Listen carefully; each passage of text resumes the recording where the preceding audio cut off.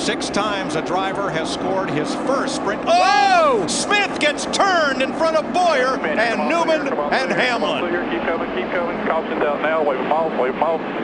That's because Smith got a little bit of a gap between he and Busch, and Busch slammed into him. Watch the bottom of your screen, 78-22. Watch this gap that the 78 gets off the corner here now. Now, Kurt Busch says he's getting a push from Tony. He slams into, he didn't get hooked up smooth.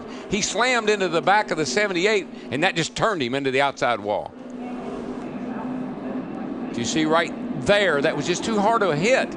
Even though it's on the straightaway, these cars are harder to control down the straightaway than they are in the corner with the banking.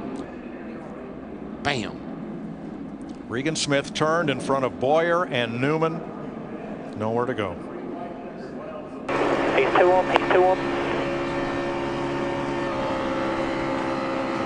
Come on low.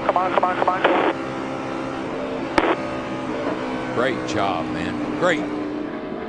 And there's what happened to Denny Hamlin's left front.